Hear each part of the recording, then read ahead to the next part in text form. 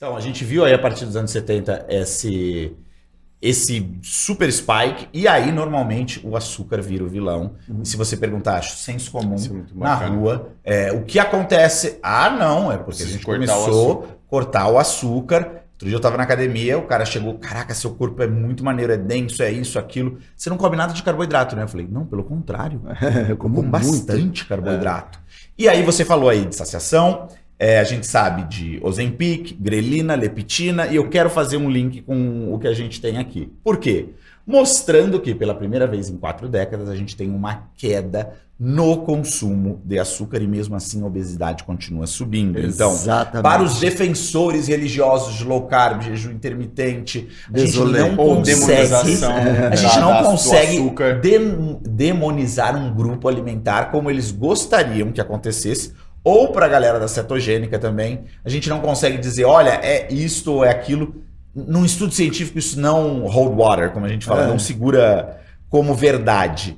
Então, para as pessoas que ainda levantam essa bandeira, o fato de a gente ter a droga mais efetiva até então no mercado, que se descobriram, eu acho que no Brasil chama semiglutida.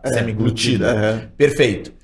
E a gente sabe que o que acontece após você utilizar, você vai ter liberação de insulina. E para essas pessoas é o contrário, é do tipo, você tem que manter sempre a sua insulina o mais baixo possível, você não pode deixar isso acontecer. Porque se isso acontecer, você vai facilitar o tecido adiposo, o acúmulo de gordura. E a droga mostra claramente que não é isso que ele faz, ele inibe um eixo, ele diz para você, você já está ok, você não precisa comer mais.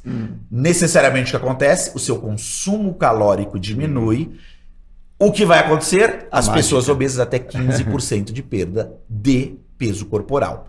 Então, qual é a sua visão sobre o que tem mostrado, de novo, a razão, a ciência, essas pessoas que levantam bandeiras de forma enviesadas, nitpicking, estudos, você consegue achar estudo para tudo, para defender o que você quiser.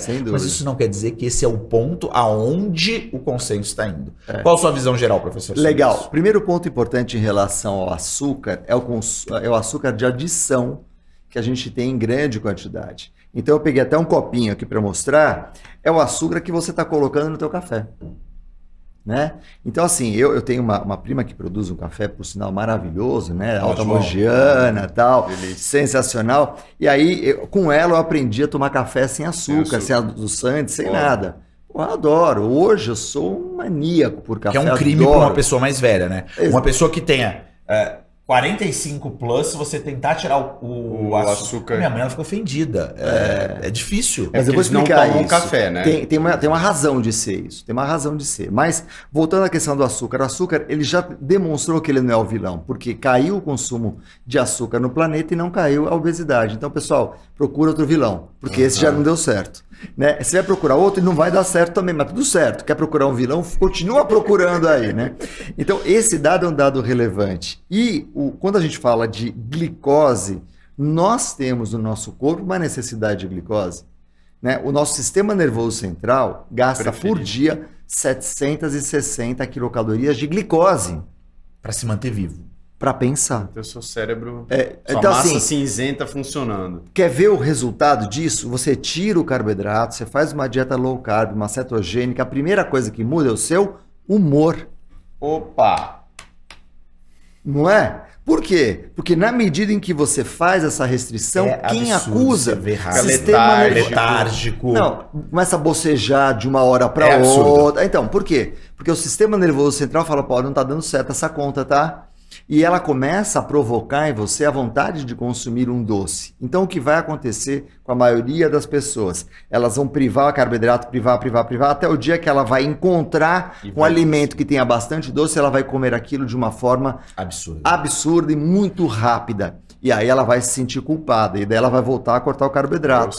Ela vai fazer o ciclo, né? Culpa, recompensa, culpa, recompensa.